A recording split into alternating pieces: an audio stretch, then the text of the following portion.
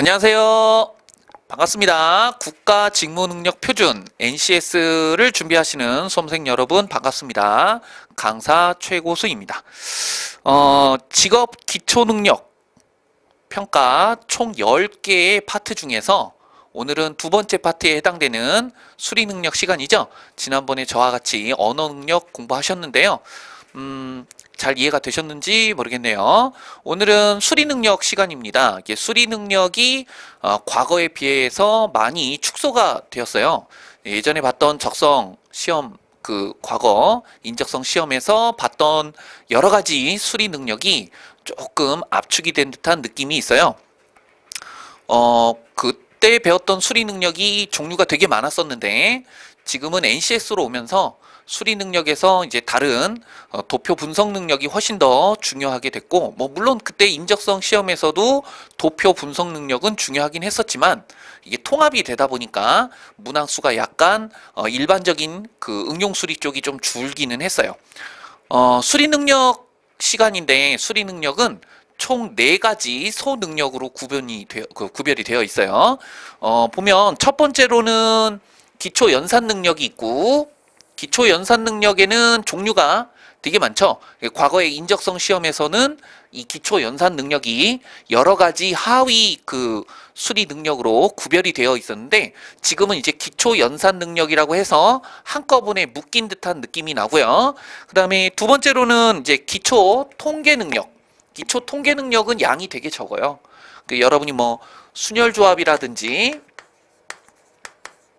그 다음에 확률이라든지 이런 것은 기초 연산 능력에 포함이 되고, 여기는 완전히 통계 쪽만, 통계 쪽만 놓고 보면 사실은 평균 이런 것만 잘 구하시면 되잖아요. 그죠? 그래서 여기서는 배울 게 별로 없고요. 그 다음에 과거의 인적성에서도 굉장히 중요하게 다뤄졌던 도표 분석 능력, 그러니까 그래프를 주어서 그 그래프를 해석한다든지 표를 주어서 표에서 뭔가 계산을 하신다든지, 이렇게 도표 분석 능력은 과거 인적성 시험 여러분이 준비를 하셨든 아니면 처음 NCS를 준비하시는 분이시든 이 도표 분석 능력은 과거의 인적성에서도 굉장히 중요하게 다뤘었는데 별도로 다루었던 것을 이 수리 능력 파트 안에 들어와 있고요.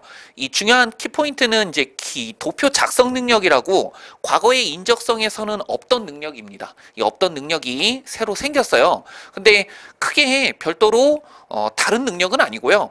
도표 분석 능력을 반대로 하시는 거죠. 그러니까 도표 분석 능력 같은 경우에는 그래프나 표가 주어진 상태에서 그걸 분석하는 능력이고, 반대로 도표 작성 능력은 어떤 문장이 있으면 그 문장을 보고 표나 그래프를 여러분이 직접 작성했을 때 이제 옳게 작성한 것을 골라라. 근데 이제 이걸 여러분이 직접 그림을 그리는 건 아니고요. 보기에 그려져 있으니까 옳게 그려진 것을 여러분이 고르시기만 하면 되는 능력입니다. 그러니까 여기 2편, 3편, 4편 하위 소능력에서는 별로 공부할 게 몇 가지 없고요. 이제 공부할 게 많은 게 1편에 해당되는 기초 연산 능력이 아마 공부할 게 꽤나 많으실 거예요. 그러니까 다른 능력에 비해서는 이 수리 능력이 강좌 수가 조금 많을 겁니다.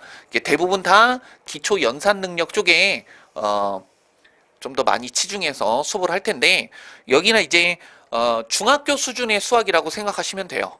중학교 수준의 수학, 기초 연산 능력도 있고, 그 다음에 응용 수리 능력도 있고, 수출이 능력도 있고, 과거에는 인적성 시험에서는 이런 애들이 다 별도 능력이었었잖아요. 근데 이번에는 수리 능력 안에 다 포함이 되는 능력입니다. 이 응용 수리 쪽이 공부할 게 꽤나 많죠. 이렇게 쭉 훑어보면 기초 연산 능력에서는 말 그대로 플러스 마이너스 곱하기 나누기와 같이 사칙 연산을 계산한다든지 아니면 단위를 환산한다든지, 요런 건 이제 출제가 자주 되지는 않지만 수화식 문제라든지 요런 거 이제 기초적인 수리 능력을 물어보는 기초 연산 능력이고요. 여기서 이제 필요한 수학에 관련된 이론들 같은 것도 다 설명을 드릴게요. 그 다음에 응용 수리 쪽에 보면 가장 출제가 많이 되는 게 역시 방정식이죠. 방정식. 뭐니 해도 방정식을 잘 작성하실 수 있으셔야 됩니다. 이 방정식 같은 경우에는 고등학교 때 배웠던 그런 뭐 2차 방정식이라든지 이런 게 잘 안 나오고요. 그냥 중학교 때 배웠던 단순한 1차 방정식 문자 하나 있는 거, 그다음에 뭐 부등식 편도 있고, 그다음에 비례, 비율, 요런 비율 쪽은 이제 시험에 굉장히 잘 나오죠. 그다음에 속력, 시간, 거리 역시 중요한 파트. 그다음에 일률이라고 부르기도 하죠. 그다음에 기초적으로 기타로 뭐 농도 문제라든지 시계 문제 되게 잘 나오죠. 달력, 그다음에 기타 톱니바퀴 뭐 이런 능력도 있고, 그다음에 가장 학생들이 수리 능력에서 어려워하는 부분 중에 하나가 추리 능력, 수추리 능력에 해당되는 부분이 가장 어렵다고 보시면 되겠습니다. 과거의 인적성에서는 이제 도형 추리, 뭐 공간 능력도 있었는데요. 그런 부분은 이제 NC에서는 크게 다루어지지 않고 거의 빠졌다고 생각하시면 되겠죠. 자, 요게 이제 수리 능력의 그 대략적인 여러분이 공부하셔야 되는 내용들이라고 보시면 되겠습니다. 그래서 순서도 저도 마찬가지로 처음에 기초 연산 능력 강좌 수를 좀 많이 할애해서 자세하게 설명도 하고 공부할 거고요. 그 다음에 기초 통계 능력, 그 다음에 도표 분석 능력, 도표 작성 능력까지 한번 쭉 보시는 것이 수리 능력 시간이에요. 자, 그럼 이제 파트 2에 보시면 그 책에 수리 능력 소개 부분이 있는데, 그 수리 능력 소개 부분은 필요한 이론들은 수업 시간에 문제 풀면서 같이 다룰 거고요. 한번 쭉 읽어만 보시면 될 겁니다. 자, 그러면 이제 문제부터 시작할게요. 그 앞에 부분은 여러분들이 한번 읽어만 보시면 돼요. 자, 그러면 수리 능력 문제 연습 부분부터 한번 들어가 볼게요. 1번.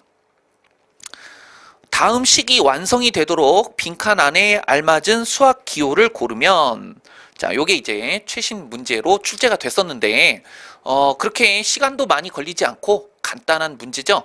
이게 보시면 사칙 연산에 해당되는 것밖에는 출제가 잘 안 되고요.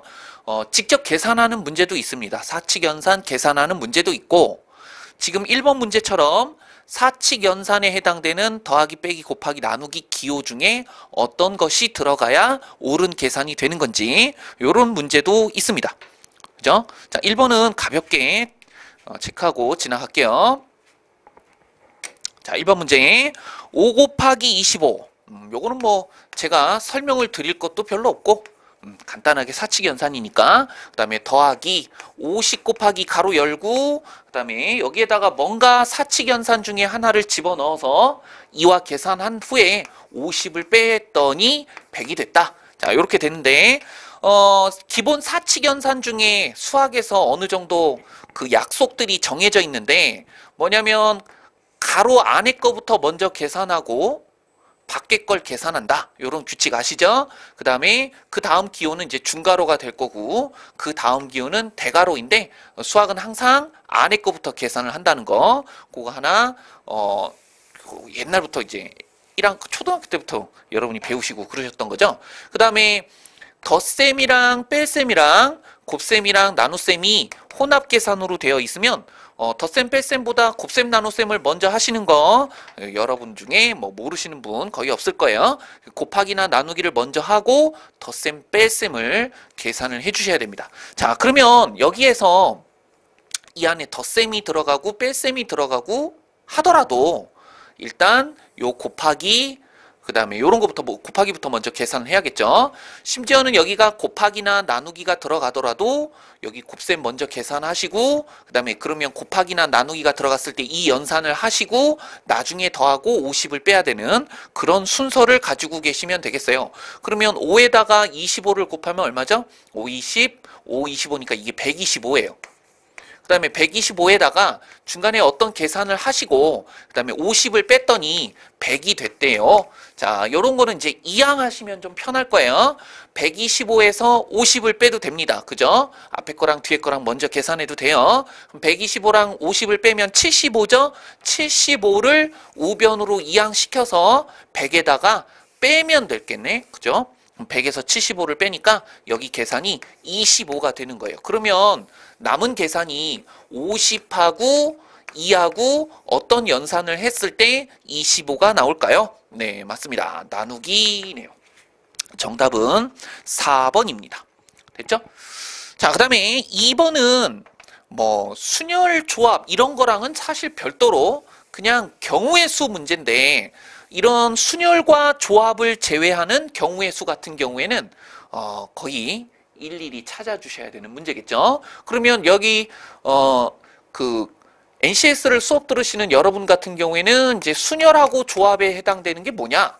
이 순열하고 조합 같은 거는 설명을 안 해주지 않았느냐? 이렇게 말씀을 드리겠지만, 말씀을 하시겠지만, 순열 조합 같은 경우에는 과거의 인적성일 때는 이제 잘 나왔었는데, 현재는 그다지 잘 나오는 편은 아닙니다. 그러면 순열하고 조합 같은 경우에는 나중에 별도로 제가 또 수업을 하게 될 거예요. 이거는, 그러니까 순열과 조합을 제외한 나머지 경우의 수 같은 경우에는 그냥 이게 기초 연산 능력이잖아요. 그죠? 그러니까 더하기, 빼기, 곱하기, 나누기 같은 걸 잘 할 수 있을까? 돈 계산 같은 거 잘 하니? 뭐 요렇게 물어보는 거니까, 순열 조합 같은 경우에는 사실은 수리라기보다는 수학에 가깝기 때문에 이런 애들은 인적성 시험 에서는 이제 간혹가다 출제가 됐었습니다만, NCS에서는 그렇게 출제가 잘 되는 편은 아니고 수리를 물어보는 거니까 요거는 나오면 그때 제가 정리를 해드릴 거예요. 근데 어쨌든 이 순열과 조합을 제외한 나머지 일일이 찾는 경우의 수 같은 경우에는 여러분이 하나씩 찾아주시는 것이 좋은데, 시간을 빨리 계산하셔서 시간을 좀 절약하시긴 하셔야 될 거예요. 자, 2번 문제 한번 읽어봅니다. 100원짜리랑 50원짜리, 10원짜리 동전이 각각 5개씩 있다예요. 그러면 100원이 5개가 있고 500원이네, 토탈. 그 다음에 50원이 5개가 있습니다. 자, 요거 중요한 계산이죠. 50원이 5개가 있으면 얼마죠? 250원? 예. 10원짜리도 5개가 있습니다. 그러면 얘가 50원이네. 그러면 이게 50원이면 50원짜리 한 개와 맞먹는 가격이 될 거잖아요. 그죠? 자, 그러면 요거를 적당히 개수를 맞춰가지고 600원이라는 돈을 만들고 싶어요. 근데 600원이라는 돈을 만들 때 이 적은 돈을 아무리 다 써도 얘가 250원, 얘가 50원이니까 300원밖에 안 되잖아요. 그죠? 600원을 만들기에는 너무 50원짜리와 10원짜리가 부족해. 그죠? 그러면 100원짜리를 하나도 안 쓸 것 같아. 그죠? 그리고 경우의 수 같은 거, 이런 돈 문제라든지 금전 문제 같은 거 나오잖아요. 그러면 꼭 금전 문제가 아니더라도 경우의 수 문제를 찾으실 때에는 큰 단위를 먼저 생각하는 게 좋습니다. 그러니까 이거를 가장 먼저 생각하고 점점 작은 액수로 가는 게 좋아요. 꼭 돈이 아니더라도 뭔가 큰 단위를 먼저 생각하고 그 다음에 천천히 작은 단위로 가서 생각을 해준다. 무슨 얘기냐? 100원짜리를 하나도 사용을 안 했다 치자. 이러고 이제 개수를 세보고, 경우의 수를 세보고, 100원짜리를 한 개 사용했다고 치자 하고 경우의 수를 세보고, 이렇게 큰 단위의 X부터 천천히 생각해 주시는데, 조금 전에도 말씀드렸다시피 아무리 50원짜리와 100원짜리를 토탈 다 사용해도 300원밖에 안 되기 때문에 100원짜리를 하나도 사용 안 하거나 한 개 사용하거나 두 개를 사용할 수는 없을 것 같아요. 그죠? 그래봤자 두 개 사용해봤자 200원인데 요걸 다 써도 500원 밖에는 이제 만들 수가 없으니까 600원을 만들기에는 턱없이 100원짜리가 너무 부족해. 그죠? 자, 요런 거를 이제 여러분들이 빠르게 연산을 할 수 있느냐? 요런 걸 물어보는 것이 기초 수리 능력입니다. 기초 연산 능력입니다. 자, 그럼 이제 처음에 뭐부터 시작할까요? 예, 100원짜리를 몇 개 사용했다면, 100원짜리를 3개를 사용했다면 300원. 그러면 이쪽도 300원. 300원 아까 이제 토탈 다 사용했을 때 300원이 되는 거죠. 요게 경우의 수 한 가지입니다. 순서상을 한번 정해보면 100원과 50원과 10원을 이렇게 순서상이라고 해요. 이렇게 가로를 쳐보면 100원짜리는 3개 사용하고 50원짜리 5개 다 사용하고 10원짜리를 5개 다 사용하면 요걸 600원이 만들어지기 때문에 요게 경우의 수 한 가지라는 뜻입니다. 이해되셨죠? 자, 그럼 이제 계속 세어볼게요. 이번에는 100원짜리를 모두 4개를 사용했다면 400원이네요. 그럼 이쪽에서 200원을 만들어야 돼요. 근데 이쪽에서 200원을 만들 때 조금 경우의 수가 많을 것 같지만 딱 두 가지밖에 안 나오는 게, 여기서 200원을 만들려면 50원짜리를 4개를 사용하면 200원이 만들어졌으니까 600원이 완성이 됐고요. 10원짜리는 하나도 사용을 안 해. 그래서 순서상을 적어보면 4, 4, 0 이렇게 해서 두 가지 만들었고요. 아니면 이게 아까 50원짜리 10원짜리 5개니까 토탈 50원이잖아요. 그러면 실제로 50원짜리를 하나 적게 써도 될 거야. 10원짜리를 5개 다 사용하면 될 것 같아. 10원짜리를 일부만 사용할 수는 없어요. 그죠? 600원 못 만드니까. 그래서 여기서 순서상 정해보면 4개, 3개, 5개에서 이제 총 3가지를 우리가 찾았습니다. 이렇게 될 거고, 그 다음에 이번에는 100원짜리를 이제 5개를 사용했어요. 500원이죠. 500원. 이렇게 하면 500원이니까 50원짜리와 10원짜리를 적당히 사용해서 100원을 만들면 될 것 같구나. 그럼 이걸 100원을 만들려면 50원짜리 2개 사용하고 10원짜리를 하나도 사용을 안 할 수도 있고, 그래서 순서상 여기도 요 위에다 쓸게요. 순서상 5, 2, 0 하나 만들었고, 또 아니면 얘가 50원짜리를 5개 다 사용하면 50원이니까 실제로 50원은 한 개만 사용해도 될 거예요. 그죠? 그러면 100원이 만들어지죠? 5, 1, 5 이렇게 해서 또 순서상 하나 만들고, 마지막으로 6번째로, 자 여기는 이제 4번째죠.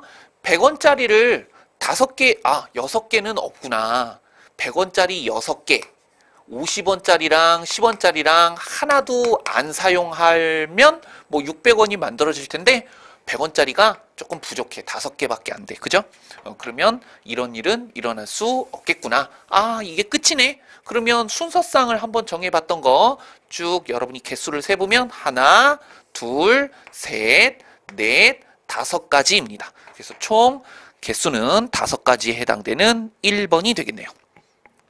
괜찮으시죠? 뭐 요런 거는 제가 설명하면서 하다 보니까 시간이 좀 걸려서 그렇지, 여러분이 실제로 풀 때에는 저보다 훨씬 간단하게 시간도 덜 들고 금세 푸실 거예요. 요런 거는 뭐 크게 어렵지는 않아 보입니다.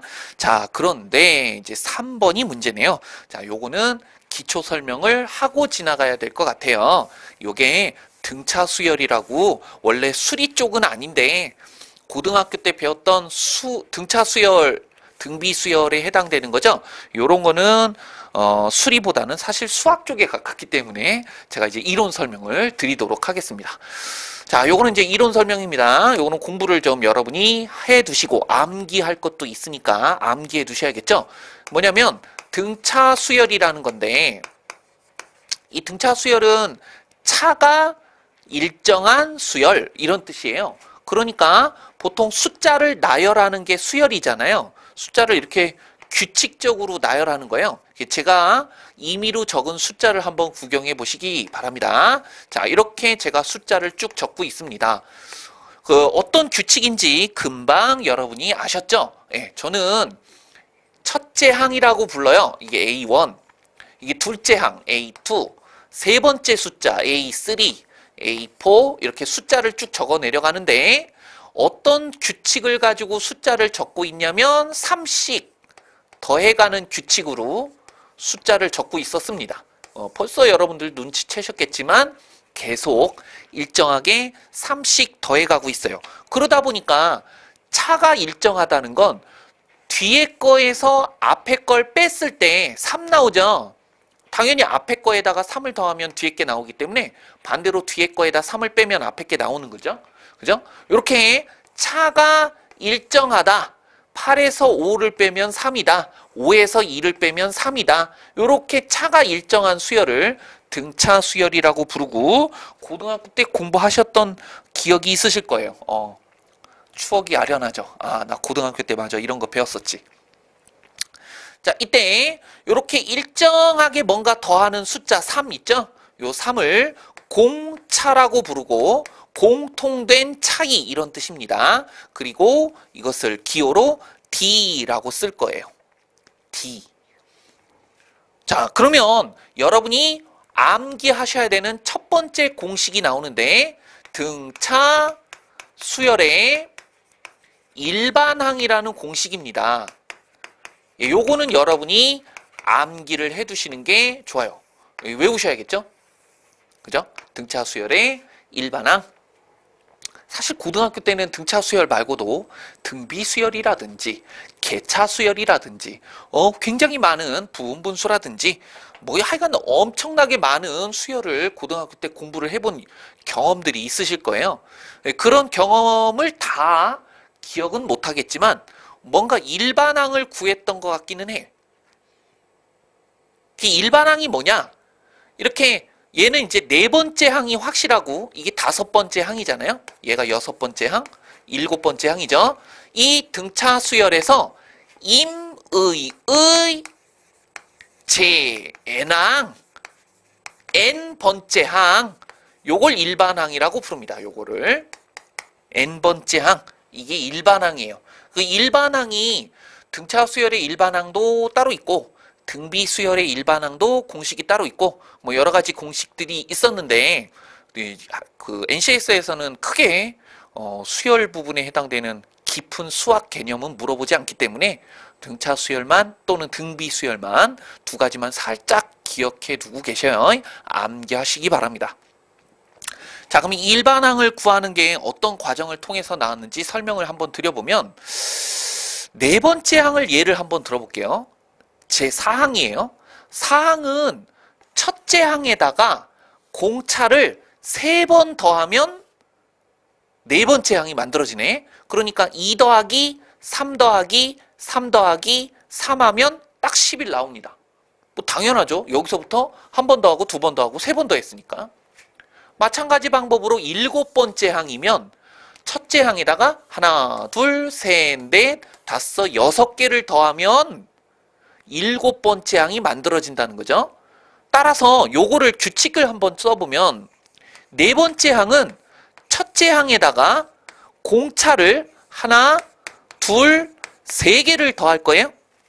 3D입니다. 3D. 세 번 더하면 3 곱해서 3D라고 적는 거 맞죠? 그러니까 첫째 항에다가 공차를 세 번을 더하면 넷째 항이 나와요. 실제로 되나 안 되나 한번 해볼까요? 2에다가 3 곱하기 공차 3, 9에다가 2 더하면 딱 11 나오죠? 이게 이제 등차 수열의 일반항이 만들어진 규칙입니다. 그죠? 그 다음에 일곱 번째 항도 한번 예를 들어볼까요? 일곱 번째 항은 첫째 항에다가 아까 말씀드렸지만 6개를 더하는 거야. D 더하기 D 더하기 D 더하기 이렇게 6개. 6D지 6D. 그러면 얘가 얼마인가? 2 플러스 6 곱하기 공차 얼마지? 3. 그래서 6, 3, 18에다 2를 더하면 딱 20이라는 숫자가 나옵니다. 이게 일곱 번째 항이라는 뜻이겠죠? 그래서 결론은 등차 수열의 일반항이 임의의 n항이니까 n항이라면 첫째 항에다가 공차를 몇 개 더할까요? 네 번째 항이면 하나 적게 더하는 거 맞죠? 일곱 번째 항이면 하나, 둘, 셋, 넷, 다섯, 6번만 더하면 되는 거 맞네? 그러니까 공차를 더할 때 하나 적게 더한다. 따라서 일반항은 n번째 항이잖아요. 하나 적게 n-1개의 공차를 더한다.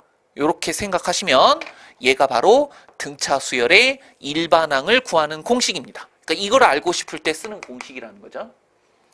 그러니까 이 공식의 사용도가 높은 게 만약에 100번째 항을 구하고 싶다. 그럼 100번째 항이면 첫째 항에다가 100-1이 99잖아요. 아까 말씀드렸듯이 공차를 하나 적게 더한다. 뭐 이렇게 된다는 뜻이겠죠. 그죠? 이 등차 수열의 일반항 공식은 가우스라는 천재 수학자가 그의 나이 8살 때 8살이면 초일 초등학교 1학년 때 벌써 이것을 발견했다니 대단한 천재죠. 고등학교 때는 일반항 말고 다른 것들도 막 외우고 그랬었어요. 등차 수열의 합이라든지 뭐 이런 거. 그죠? 자, 어쨌든 등차 수열의 일반항은 다음과 같다는 것을 여러분이 확인하실 수 있을 겁니다. 됐죠? 자, 그러면 이거를 역으로 이용해서 이렇게도 사용을 할 수 있어요. 일반항을 이렇게 사용도 가능하다. 뭐냐면 62라는 숫자가 몇 번째 항이니? 이렇게 물어보기도 합니다. 2라는 숫자가 제 몇 항이니? 이렇게. 그러면 방금 전에 여러분이 이 등차 수열의 일반항을 한번 구해보시는 거예요. 일반항을 이용하면 62라는 애가 몇 번째 항인지 알 수 있어요. 실제로 62가 몇 번째 항인지 알기 위해서 한없이 3을 더해갈 수는 없잖아요. 언제 그걸 다 더하고 있지? 그죠? 일일이 하기에는 버거우니까 이 일반항을 외우시는 거예요. 자, 그러면 일단 일반항부터 한번 찾아보도록 하겠습니다. 이 등차 수열의 일반항. 첫째 항 더하기 n-1 곱하기 d니까 첫째 항은 2였고요. n-1 곱하기 공차는 3이었습니다. 그러면 분배해서 이렇게 곱하면 3n이 될 거고 마이너스 1을 에다가 3을 분배하면 마이너스 3이죠. 마이너스 3에다가 2를 더하면 마이너스 1이네. 요게 이 등차 수열의 일반항이 되는 거예요. 실제로 n에다가 1을 대입하면 2가 나오고 n에다가 2를 대입하면 6 빼기 1이니까 둘째 항 5가 나오고 n에다가 3 대입하면 9 빼기 1이니까 셋째 항 8이 나오고 뭐 요런 시스템이라는 거죠. 근데 좀 전에 우리가 물어본 게 뭐였었냐면 62라는 숫자가 몇 번째 항이니? 라고 제가 물어봤으니까 일반항을 이용해서 62라는 숫자가 되려면 n이 얼마인지 찾는 거예요. 이렇게도 할 수 있다는 거. 이게 이제 등차 수열의 일반항을 사용하는 방법입니다. 실제로 마이너스 1을 이항하면 3에는 63이니까 n이 21이라는 수치가 나오겠죠? 그러니까 21번째 숫자가 62예요. 뭐 이렇게 한다는 거죠. 괜찮습니까? 예, 그래서 자 정리해드리면 다른 거는 몰라도 좋고 뭐 거창한 거 뭐 이렇게 왜냐면 시간 싸움이다 보니까 NCS에서 수리 능력을 물론 뒤에 이제 시간이 많이 걸리는 애들도 많잖아요. 그런 애들 시간을 세이브해서 거기에다 투자를 해가지고 많이 맞추시려면 이거는 암기를 해두시는 게 좋아요. 등차 수열의 일반항은 임의의 n번째 항은 A1 플러스 n-1t라는 공식을 써서 암기한 후에 그러면 뭔가 이제 계산을 여기다가 첫째 항에다가 집어넣고 공차에다가 공차를 대입하셔가지고 아까처럼 3n-1이라는 일반항이 나왔다고 쳐봐요. 그죠? 그러면 과연 얘가 23이라는 숫자가 나오려면 23이라는 숫자는 몇 번째 항일까? 요 23이 몇 항일까? 이렇게 이제 물어보는 문제는 일반항을 구해서 23이라고 놓고 3에는 24니까 n이 8이겠죠? 이게 8번째 항입니다. 8번째 숫자가 23이 나온다는 그런 뜻이에요. 됐죠? 이렇게 사용하시면 되겠어요. 자, 그 다음에 두 번째로는 이제 그렇게 많이 출제가 되는 건 아닌데 혹시 몰라서 등차 수열과 짝을 이루는 등비 수열에 대해서도 소개해 드리도록 하겠습니다. 이 등비 수열. 등비 수열은 등차 수열과 비슷하죠. 그죠? 공통된 비를 갖고 있는 수열. 등차 수열이 차가 일정한 수열이라면 등비 수열은 비가 일정한 수열. 뭐 이런 뜻이에요. 그죠? 예를 한번 들어볼게요. 첫째 항이 3, 둘째 항이 6, 셋째 항은 12, 넷째 항은 24. 자, 벌써 제가 여기까지 적었지만 여러분은 앞으로도 수추리도 배우고 할 테니까 이거는 어떤 공통된 특징을 갖고 있는지 금방 파악이 되셨을 거예요. 아, 요거는 계속해서 뭔가를 곱해가는 거구나. 나중에 수추리할 때도 이렇게 간단한 건 여러분이 금방금방 찾으실 겁니다. 곱하기 2. 이렇게 B가 일정한 수열이라는 것은 앞으로 항이 진행되면 진행될수록 뭔가 똑같은 숫자를 곱할 때 쓰는 거고요. 반대로 뒤에 있는 숫자에다가 앞에 있는 숫자를 나누면 공통된 비가 나오지 않나? 그래서 그 수열을 등비수열이라고 이름 부릅니다. 역시 등비수열도 등차 수열과 마찬가지로 일반항 공식이 있겠죠? 일반항. 그리고 아까 등차 수열에서는 공통된 차이, 공차라고 불렀던 건데 지금은 공통된 비, 요 비를 공비라고 부르고요. 영어로는 이제 R이라는 기호로 쓸 겁니다. 자, 그러면 이제 일반항을 한번 유추해 볼게요. 아까랑 비슷하구나. 넷째 항은 첫째 항에다가 3개 곱하면 되네. 3 곱하기 2 곱하기 2 곱하기 2 하면 딱 24가 나오네. 그죠? 요거를 식으로 한번 완성을 시켜보면 넷째 항은 첫째 항에다가 공비를 3번 곱하는 거예요. 이렇게 3번. 그죠? 1번, 2번, 3번. 이렇게 3번을 곱하면 넷째 항이 만들어지겠죠? 아까 이제 등차 수열 같은 경우에는 첫째 항에다가 공차를 3개를 더했었다면 지금은 3개를 곱하면 돼. 근데 이제 수학에서 이렇게 곱하기는 거듭제곱으로 쓰는 거 알고 계시죠? R이 3번을 곱하다 보니까 3승 3제곱. 그러면 10번째 항은 첫째 항에다가 공비를 9개를 곱하겠지, 9개. 그럼 9개를 곱하면 R의 9제곱하면 되지 않을까요? 그러니까 등차 수열처럼 항 번호보다 하나 적게 곱한다. 아까 등차 수열은 항 번호보다 하나 적게 더한다. 그게 등차 수열이었다면 등비 수열은 항 번호보다 하나 적게 곱한다.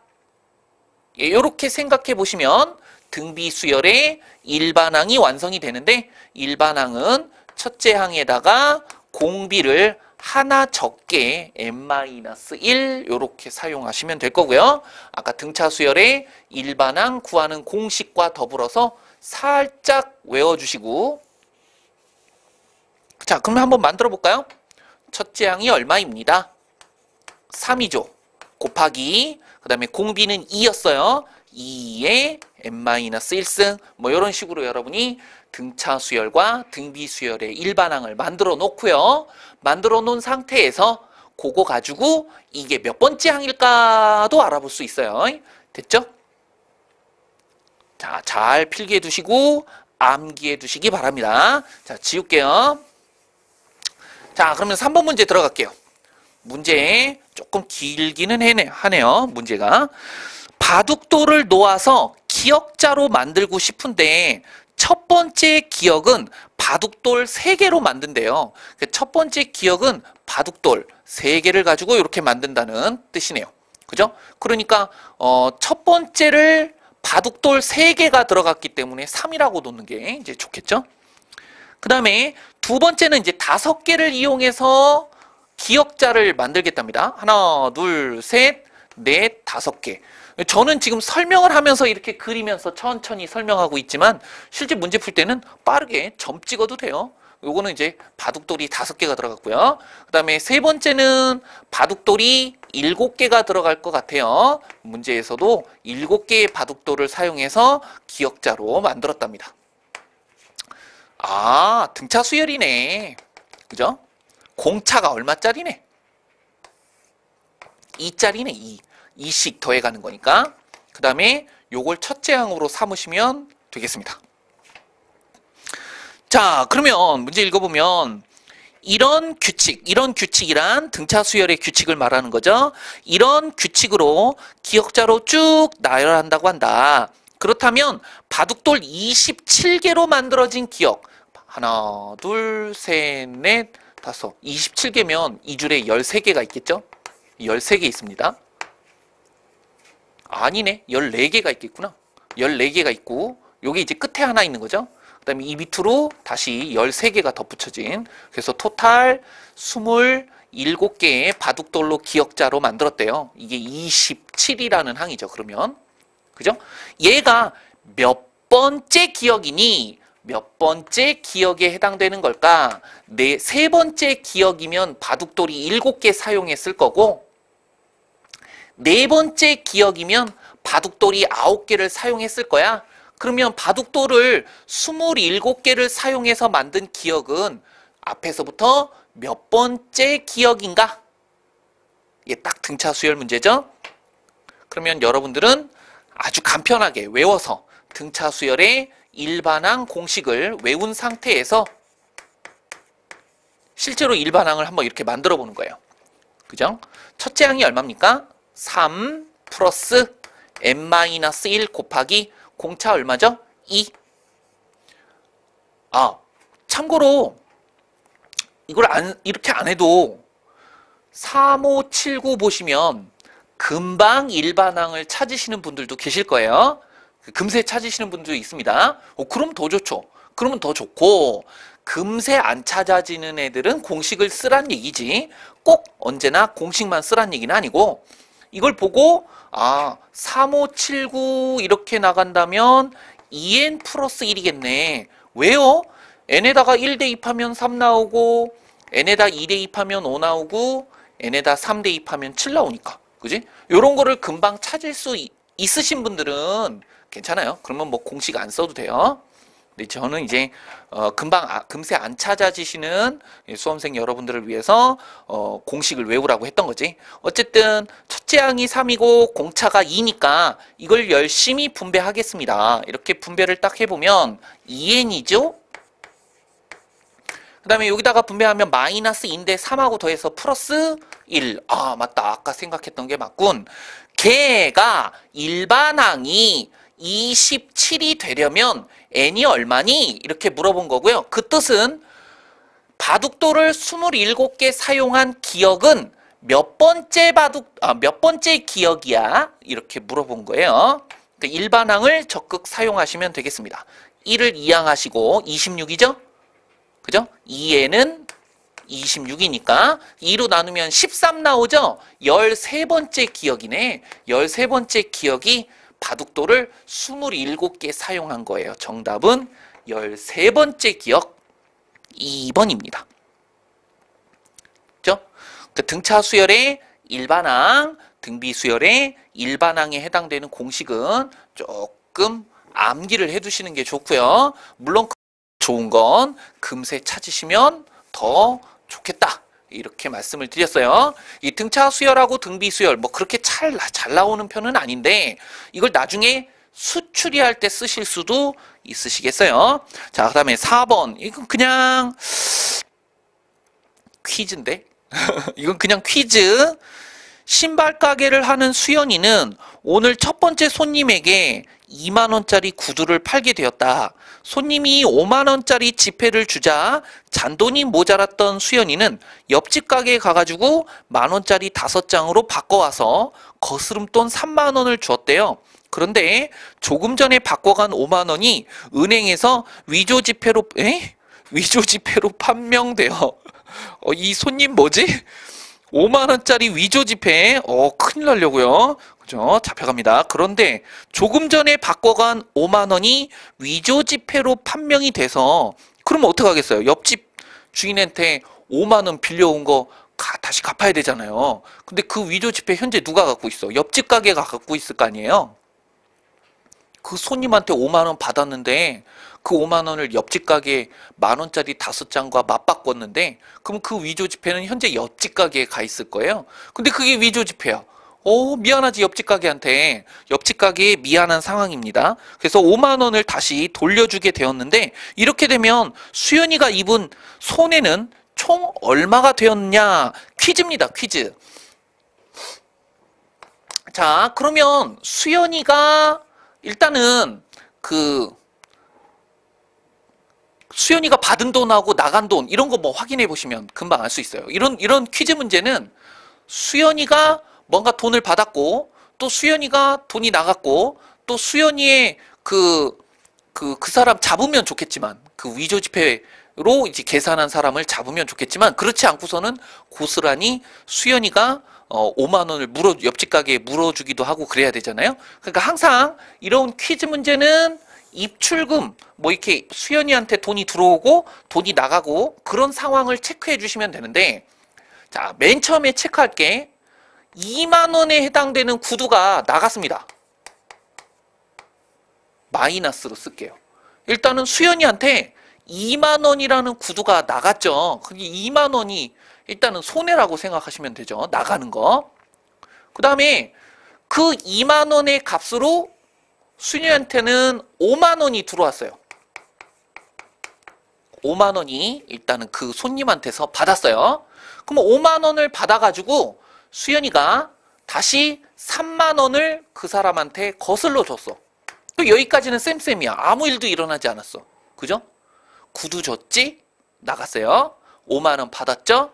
다시 거스름돈 3만 원 줬습니다. 그러면 나간 돈과 들어온 돈의 손익 차이가 없이 쌤쌤. 그죠? 0원이에요. 당연히 그렇게 마이너스 플러스니까 0원에 해당되는 거예요.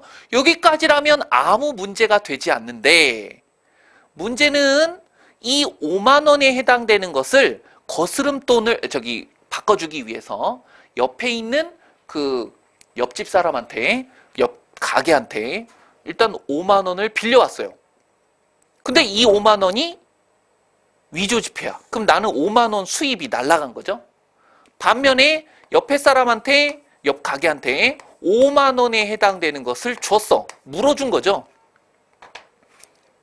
그죠? 그러니까 이거는 생각지도 못한 돈이 나간 거고, 이거는 생각지도 못한 돈이 들어와야 되는데 안 들어온 거고, 5만 원이 위조지폐니까 요 5만 원에 대한 수익이 없어진 거고, 오히려 5만 원이 없어졌지만서도 오히려 옆에 가게한테 5만 원을 더 주고, 그러면 토탈 내가 손해는, 수연이의 손해는 10만 원이네. 10만 원. 이 돈이 있었으면 좋겠지만 결론은 여기까지라면 정상적이라면 빵원 수익과 지출이 똑같은데, 그죠? 근데 2만 원이라는 구두도 날렸지? 또 그 사람한테 거실러준 3만 원 날렸지? 실제로 그 돈으로 받아야 되는 5만 원이 들어와야 되는데 5만 원 안 들어왔지? 없어진 돈이지? 그리고 거기에다가 옆집 가게한테 5만 원을 더 물어줬지? 그럼 나한테, 수연이한테 토탈 손해는 이렇게 10만 원의 손해기, 그 수연이가 입은 총액, 손해의 총액은 10만 원. 이렇게 이제 정하시면 될 것 같아요. 크게 어렵지 않죠? 이렇게 뭔가 어떤 사람에게 수입이 됐든 지출이 됐든 들어오고 나간 돈, 뭐 또는 꼭 돈이 아니어도 됩니다. 들어온 물건의 개수, 나간 물건의 개수를 이렇게 그림으로도 한번 그려보시면 나중에 여러분이 문제 푸실 때 크게 도움이 되실 거예요. 정답은 10만 원입니다. 그냥 기초 연산 능력이잖아요.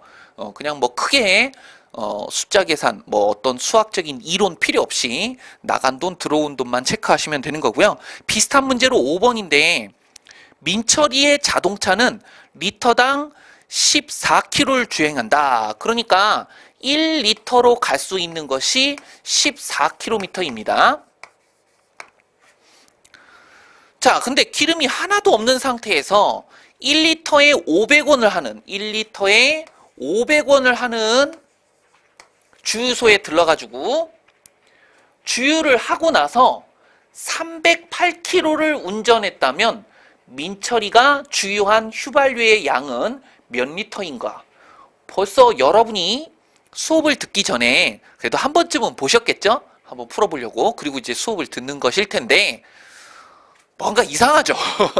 이 문제 약간 뭔가 이상한 게, 이 가격이 아무짝에 쓸모가 없죠? 이 1리터에 500원이라는 것은 주유한 리터와 주유해서 간 총 운전한 거리에는 별로 상관이 없는, 약간 문제가 어디야 이게? 산업보건공단? 안전보건공단? 안전보건공단 시험인데, 이 시험에서 조금 더 학생들한테 신경 써서 풀어라 했으면 죄송합니다. 제가 감기 조심하세요. 항상 건강해야 시험도 보시고 모든 그 시험도 그렇지만 좋은 컨디션에서 시험을 보시고 하셔야 평소에도 잘 안 풀렸던 게 갑자기 잘 풀릴 수도 있고 요런 게 이제 약간 술이잖아요. 수학은 컨디션에도 아주 지대한 영향을 미칩니다. 또 수학이 어떨 때는 잘 풀릴 때도 있고요. 어떨 때는 잘 풀리지 않은 날도 있어요. 그날 컨디션에 따라서 조금씩 다르죠. 여러분들도 뭐 과거에 시험들 많이 보셨겠죠. 뭐 학교 시험이라든지 중간 기말고사 또는 과거에 뭐 수능 시험 보셨을 수도 있고 이런 시험 보셔서 모의고사 보시거나 뭐 그러셔서 이미 경험을 해봐서 아시겠지만 다른 어떤 과목보다 뭐 언어라든지 영어라든지 이런 거보다는 수리 쪽이 약간 더 그날의 컨디션에 많이 좌우가 됩니다. 그죠? 그리고 또 오늘 안 풀렸다고 해서 영원히 안 풀리는 건 아니고 오늘 안 풀렸으면 자고 일어나서 다음 날에 보시면 또 잘 풀릴 수도 있고요. 이렇게 약간 그 컨디션에 많이 좌우가 되는 게 수학이잖아요.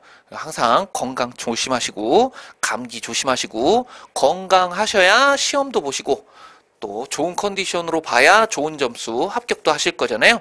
항상 건강 챙기시기 바랍니다. 또 우리나라가 낮과 밤의 기온 차이도 크고 또 봄에는 꽃가루 날리지 그죠?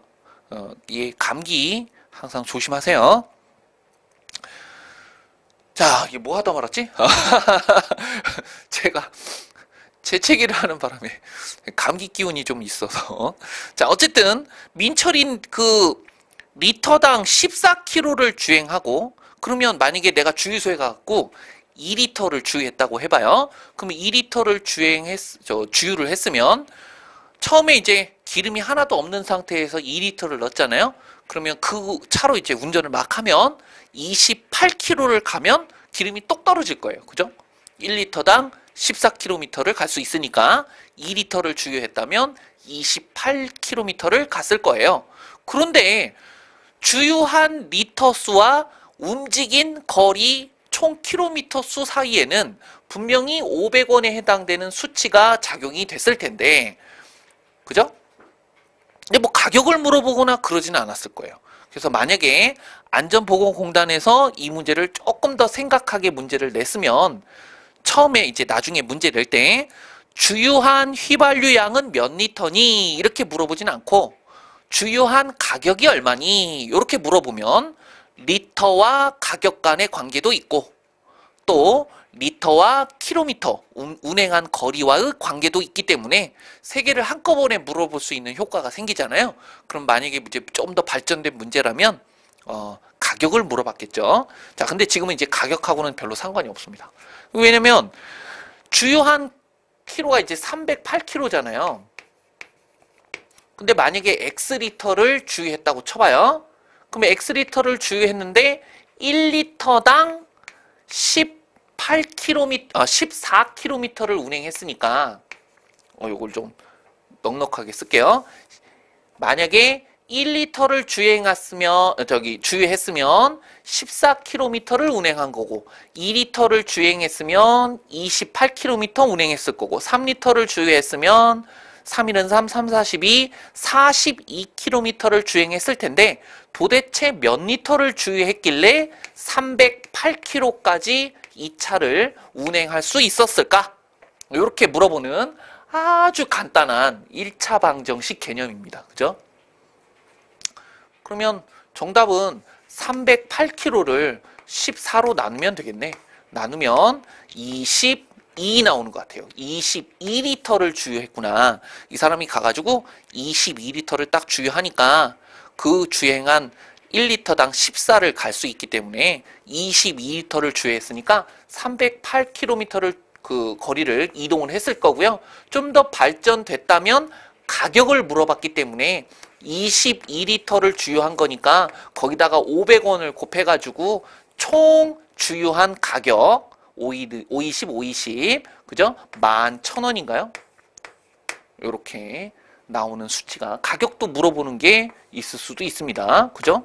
가격까지 같이 해야 되는데 약간 여러분께 여기 이 문제 5번 문제에서는 가격이 필요하니 아니면 가격이 필요 없니? 뭐 요런 걸 이제 아마 물어보고 싶었던 모양입니다. 출제하시는 분이. 그래서 정답은 2번 22리터로 계산이 일단 끝났어요. 됐죠?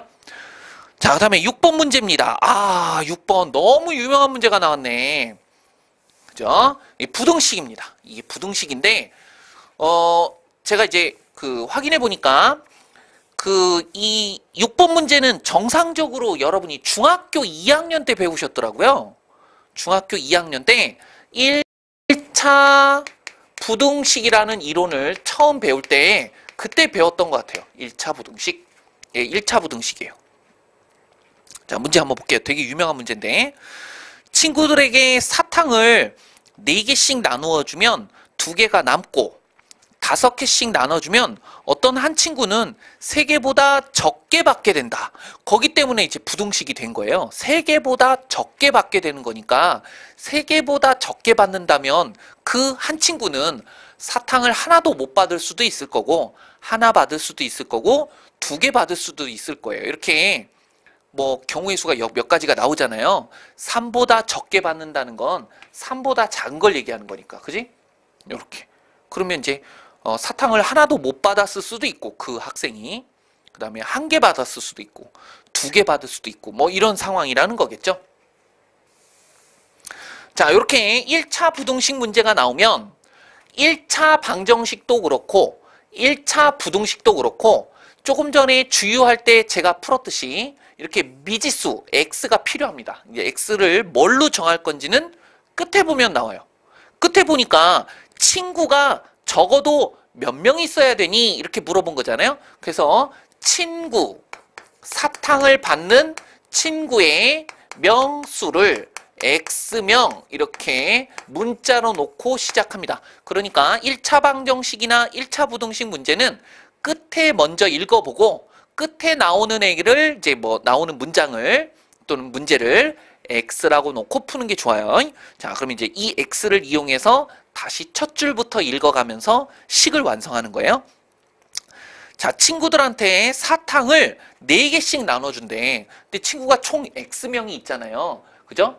그러면 사탕을 4개씩 나누어 주는 거니까 4x, 이게 이제 사탕의 개수가 될 거예요. 사탕의 총 개수는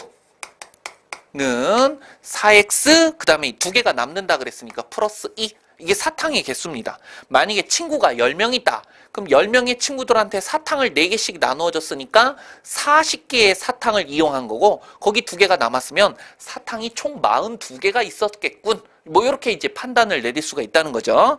1차 방정식 부등식의 가장 기초가 되는 그죠? 문자로 놓고 식을 완성해라. 그러면 친구가 X명이 있다 그랬으니까 그 한 명당 4개씩 사탕을 나눠줬는데 2개가 남은 상태래요. 그런데 4개씩 나눠주지 말고 5개씩 만약에 나눠준다고 칩시다. 그러면 끝에 마지막에 받는 한 친구를 제외하고 마지막 친구를 제외하고 X-1명에 해당되는 애들한테는 사탕을 5개를 주겠다는 뜻이에요. 이게 X-1인 거 알겠죠?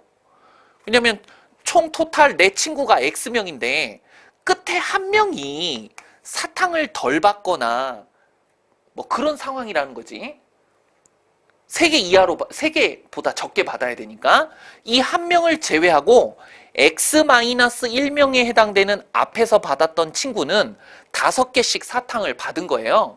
그러니까 이 친구가 늦게 왔나 보지.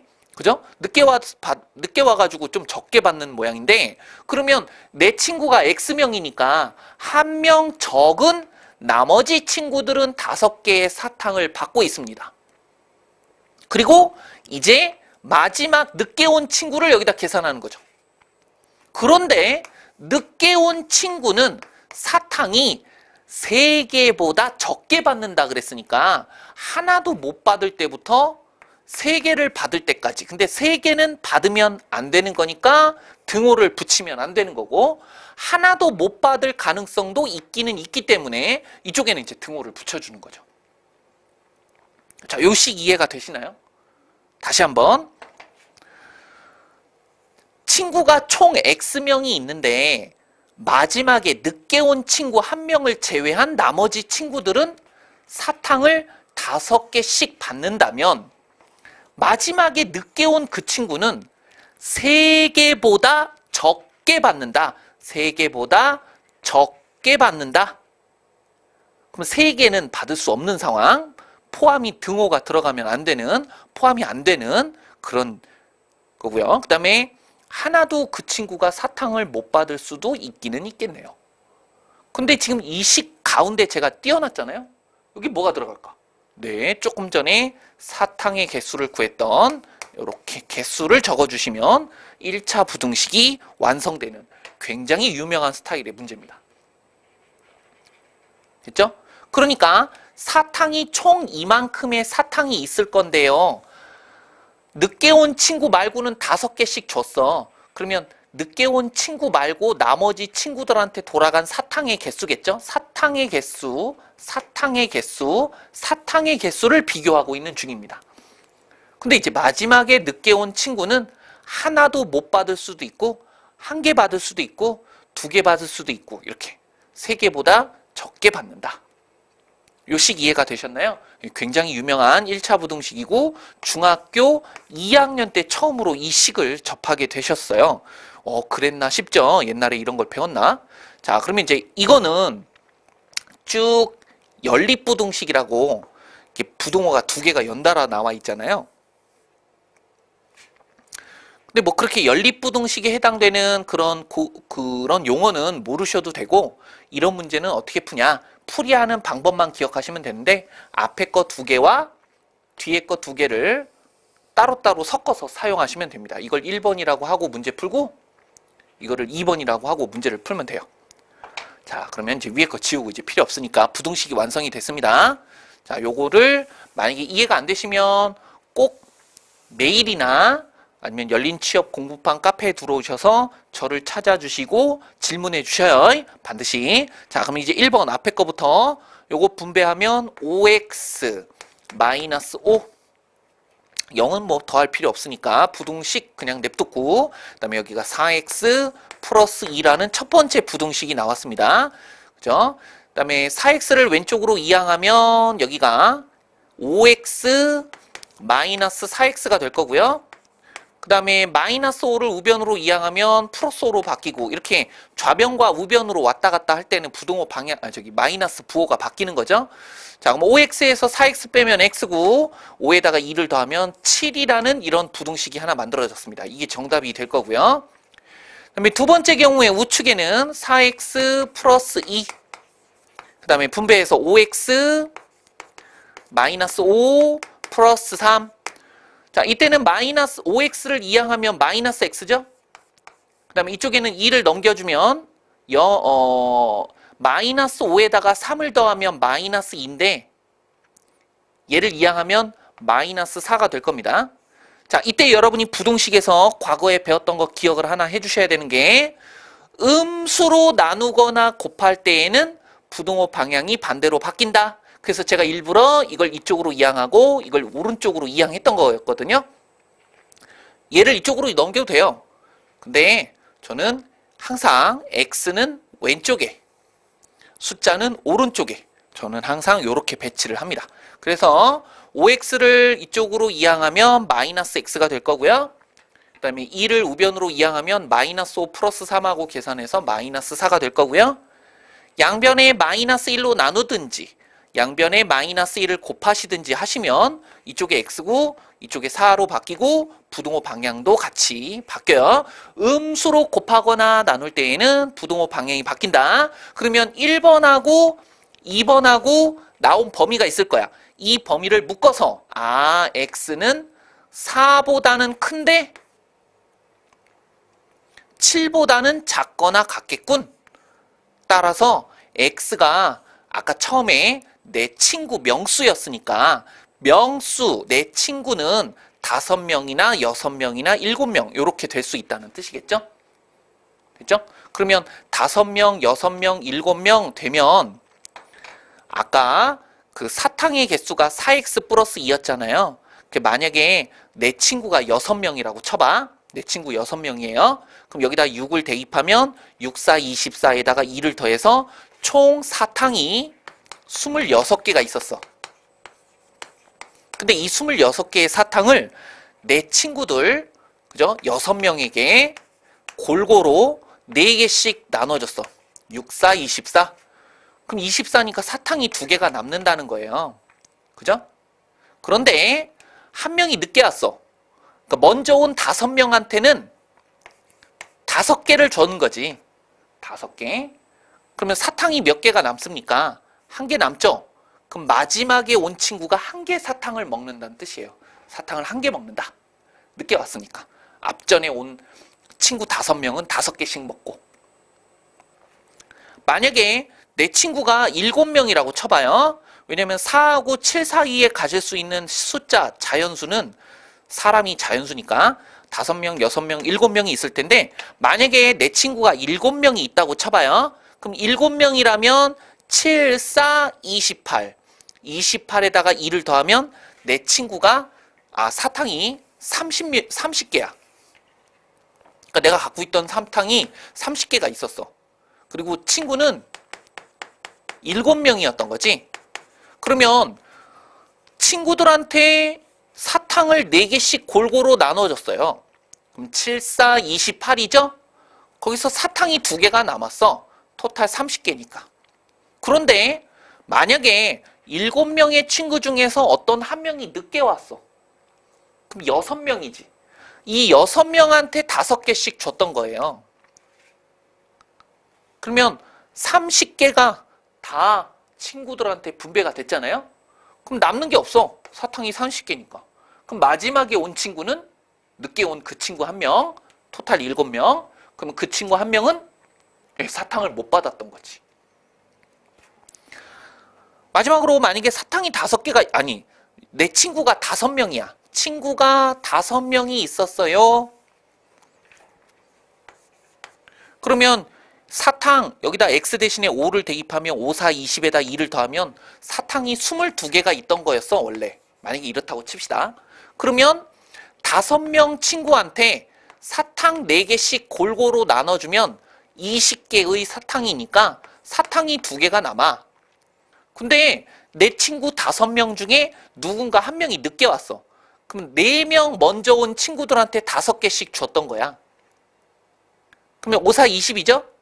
그래도 사탕은 2개가 남는데 이게 마지막에 늦게 온 친구가 먹는 개수지.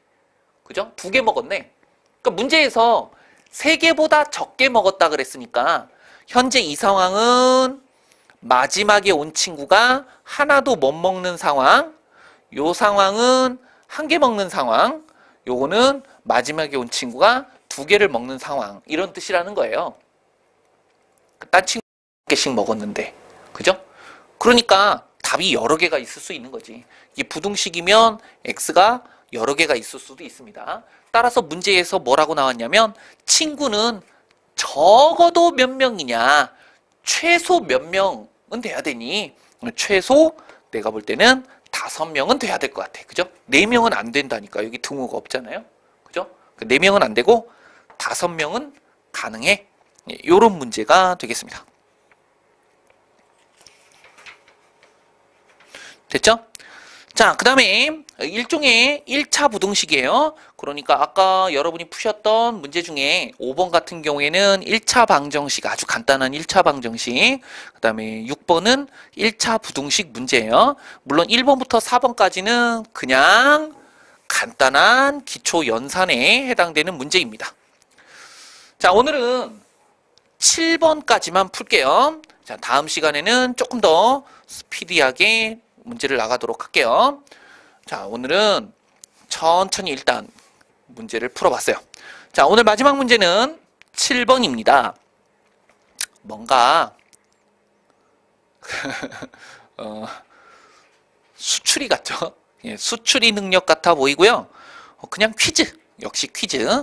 기초 연산 능력은 사칙 연산, 뭐 동계산 같은 거 잘하고 1차 방정식, 1차 부등식 같은 거 잘 풀 수 있나? 이 수험생이, 그죠? 지원자가 이런 걸 물어보는 건데, 요거는 약간 더 퀴즈 같은 게 60이라고 18을 더하면 100이 안 나오잖아요. 그죠?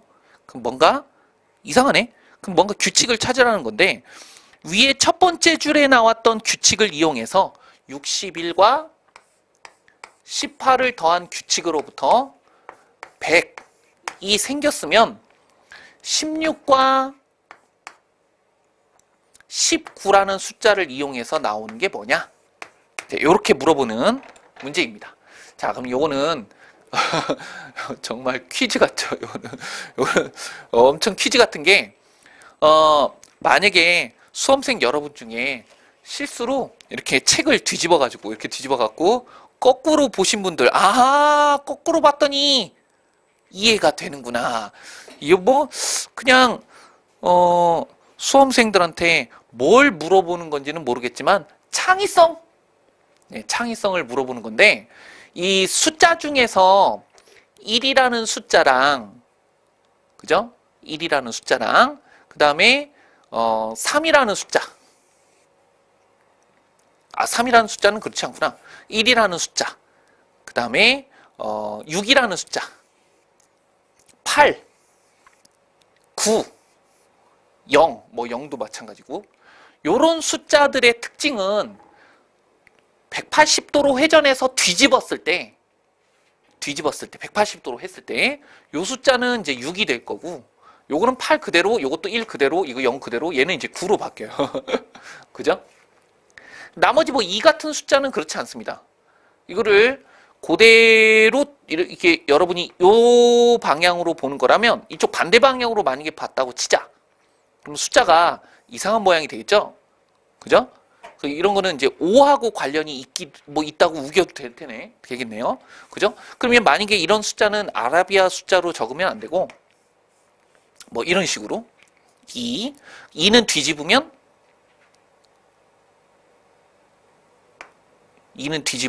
이렇게. 근데 뒤집는 게 여러분이 이제 나중에 공부를 하시겠지만, 이렇게 선을 기준으로 선대칭을 하면 이제 숫자가 이렇게 5가 되지만, 그죠? 그다음에 이걸 뒤집는다고 생각하면 또 달리 보이겠죠? 자, 어쨌든 이런 숫자들은 여러분이 약간 퀴즈 같아 보입니다. 제가 볼 때는 이 숫자를 만약에 180도로 회전해서 뒤집는다면 이 숫자가 19고요. 이걸 뒤집으면 81 되겠죠? 이 19랑 81을 더해서 100이 나온 그런 약간 창의성 있는 문제입니다. 그래서 여러분의 정답은 뒤집으면 91일 거고, 얘를 이제 만약에 뒤집는다면 61일 테니까 두 개를 더하면 요 동그라미 안에, 이 가로 안에 들어가는, 16하고 19하고 더하면 이 숫자가 안 이 두 개를 더하면 100이 안 나오잖아요. 뭔가 딴 걸 했다는 뜻인데, 처음에는 이제 이렇게 뒤집지 않고 다른 계산을 하실 수도 있습니다. 보면 뭐 이게 뭐 61과 18을 610은 아닌 거고, 그다음에 요거를 곱한 것도 아니고, 요건 자릿수를 곱하게 되는 거겠죠? 그리고 이건 다 더하는 건가? 이렇게 아무리 해봐도 100이 안 나오는 것으로 봐서 이게 뭔가 이제 뒤집어지는 숫자이지 않을까? 이렇게 이제 처음에 생각을 했던 거죠. 정답은 91과 61을 더해서 152인 것 같아요. 정답이 152, 2번입니다. 뭐 이런 것도 시험 문제에서 출제가 되기도 한다. 그렇게 자주 출제가 되는 건 아니지만, 자, 오늘은 수리 능력 첫 번째 시간으로 기초 연산 능력 봤는데, 이 기초 연산 능력이라고 하기에는 약간 좀 이상한 문제도 있긴 있었어요. 방금 전에 풀어봤던 7번 같은 거. 그 다음에 중간에 뭐 등차 수열, 등비 수열, 공식 같은 거 꼭 챙기시고요. 그거보다 더 중요한 건 앞으로도 여러분이 굉장히 많이 풀게 되겠지만, 방정식, 부등식은 아무리 강조해도 지나침이 없습니다. 그 다음에 4번과 같이 이렇게 손익 계산할 때 이렇게 그림도 한번 그려보면서 문제를 풀기도 하고요. 자, 오늘은 여기까지 한번 해볼 거고, 다음 시간에 이어서 8번부터 문제 풀도록 하겠습니다. 그동안 공부하시느라고 수고 많으셨습니다. 감사합니다.